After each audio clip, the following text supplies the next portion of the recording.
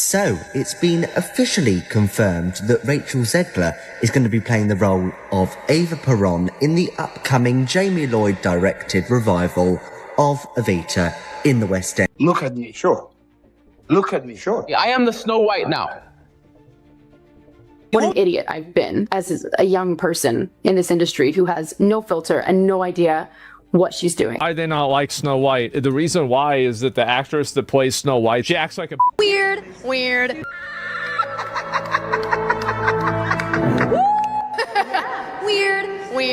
And if you disagree with this sentiment, I don't need your business. I don't need your business. And everything I do, people will wait in line to see. I don't need your business. Thanks. Security forces, Rachel Zegler. Offset after screaming fit on Evita. Honestly, I did not like Snow White. The reason why is that the actress that plays Snow White, she acts like a all the time. Yeah, the entire film is about a love story. Yeah, I mean, it's about a love story because that's what the point of the film is. And I'm sorry that chivalry and a man pursuing you is now deemed as stalking, which now it's kind of making sense why men are opting out of the dating scene. Suddenly, the velvet hush of an empty theater breaks with a single frozen image. A grainy security cam frame of Rachel Zegler pacing under ghost-like glare. Two ushers in black step forward and, with practiced calm, guide her off the London stage. No shouting, no drama. Just the unmistakable chill of a dream roll slipping between velvet curtains. And the internet collectively asks, how did the future of Hollywood end up escorted out of her own rehearsal? So hopefully this flops so hard that they finally learn their lesson. Will they, James? Well, Andrew, woke is a poison apple, and Disney have had a big bite of it. This movie should be called They should call this movie Snow Woke and the 7 Pronouns. It's so bad. If you were to watch this movie on an airplane, Andrew, you'd walk out. Initially, it seemed like the perfect comeback arc. G. Lloyd, the West. End wonder who turned Harold Pinter revivals into rock concert events. Announced that a brand new Evita would roar back to life for 12 summer weeks.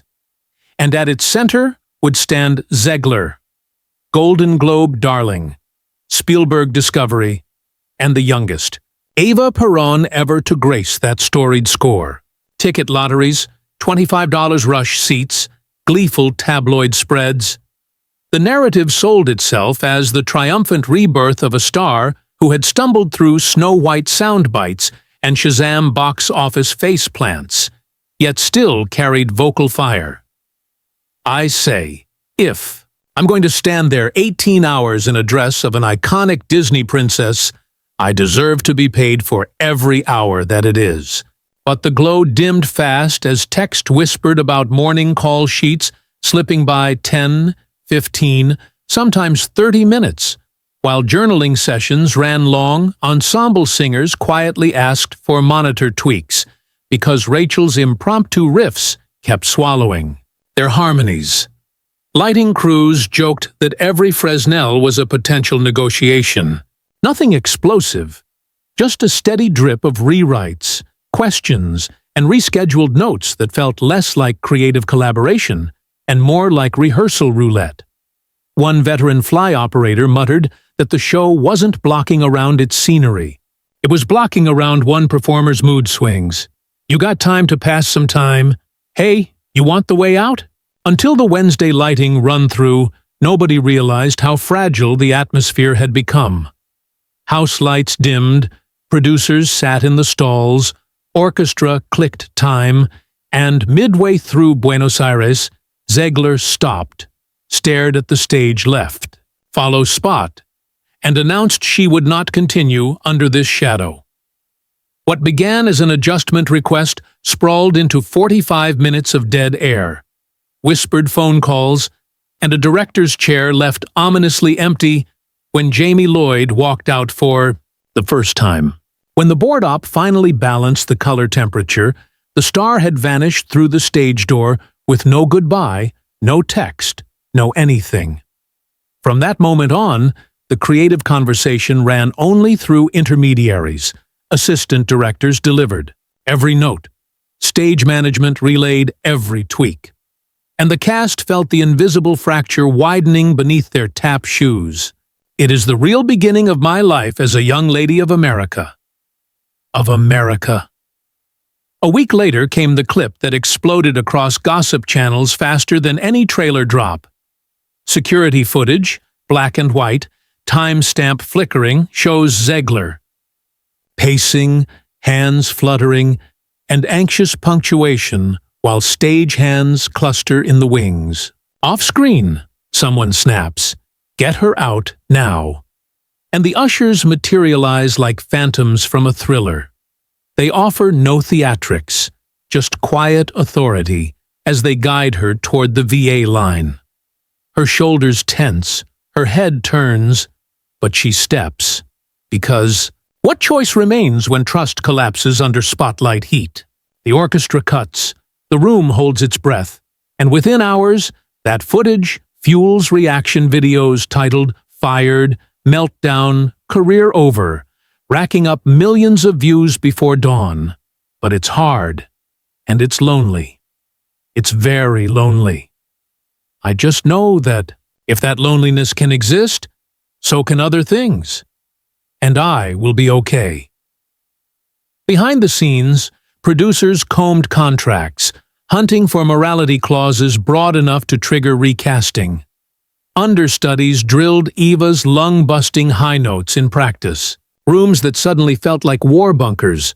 Costume cutters quietly measured alternate actresses in case the iconic white gown needed a new owner. Jam-packed summer calendars meant every lost rehearsal cost 4 figures in overtime. Insurance auditors wanted daily updates on the show's lead talent stability. Meanwhile, industry phones buzzed with soft warnings. "Brilliant voice, volcanic volatility," muttered one Broadway GM. Another West End casting associate pinned her name under a fresh column labeled "Caution." The whispers spread like smoke backstage, and the question loomed. Is the talent worth the risk? She is crapping on the original production. I was scared of it. Oh, it was so weird. It was a stalker. These were the kinds of remarks floating through chat rooms and green rooms. Like, I feel like if you are taking on the most iconic Disney role ever, genuinely, like this was the most prolific Disney film, I feel like you should kind of have some sort of reverence. But Rachel did not respond with press conferences. Instead came the posts. Serene tone selfies captioned, "Holding space for healing." A close-up of chipped nail polish paired with lines about finding light in brokenness. And an Insta story slideshow of antique statues captioned, "They tried to shatter me, but marble remembers its shape." Fans screenshot every line, leaving protective threads about misogyny and creative oppression. Critics, however, cited the timing. Every poetic flourish landed hours after another rumor of disruptive rehearsals leaked. To some, it read as authenticity. To others, a rebrand, one filter away from damage control. Yet, the pattern remains on public record. During the Shazam press junket, she admitted she took the role for the paycheck. The movie tanked. The quip headlined, "This is no ordinary apple, my dear. It's a magic wishing apple." A wishing apple? You offer it to me freely? In place of the patriarchy, you would have a queen. Not white, but diverse, inclusive, and equitable. I will become the leader I know I can be. All shall love me and despair.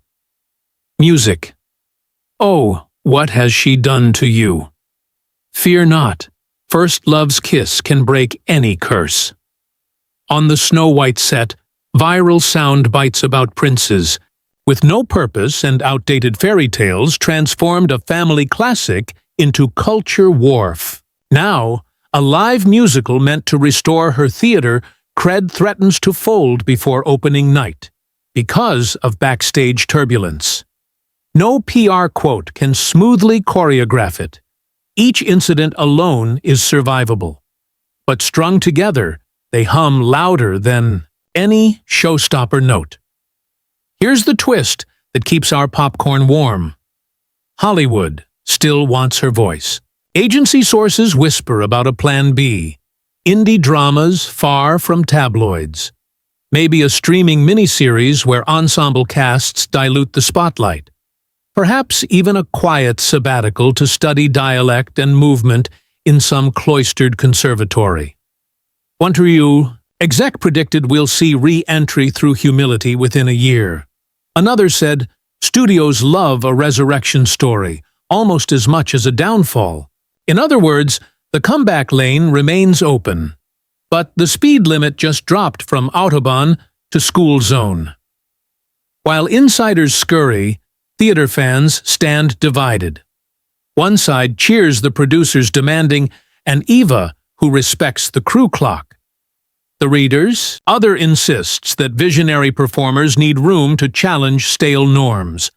Comment sections read like courtroom transcripts, and every new leak fans the flames. Speaking of which, quick pulse check for you watching right now. Do you think this was artistic passion misread as diva drama? Or are we witnessing a starlet self-destruct in real time? Scroll down, let us know, and maybe nudge that like button while you're typing. Rehearsals resume without their marquee name, but the countdown to first preview keeps ticking.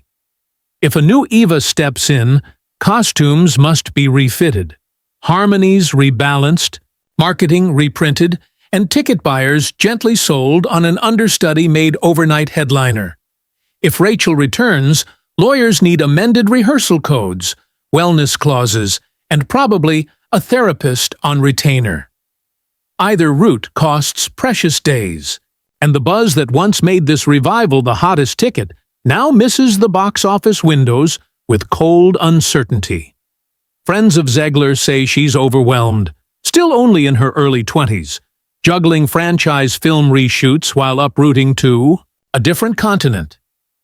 Detractors counter that being overwhelmed does not excuse derailing an entire payroll of musicians, wardrobe teams, carpenters, ushers, and vendors, whose summer income hangs on one performer's punctuality. The truth, as always, scripts itself somewhere in the messy middle. But Broadway accountants rarely crunch feelings when they tally lost pounds and pence. A month from now, theater marquees will either blaze her name in triumphant serif or glow, with a quiet replacement, and the commentary channels will move to the next splashy implosion. Yet the lesson lingers in the footlights. Charisma may open doors, but consistency keeps them from slamming shut. One spectacular performance under pressure could still flip this narrative. Imagine a press night where she hits that final high. See, and the critics confess they doubted too soon. Equally possible? Another abrupt exit that cements a cautionary myth told in dressing rooms for years.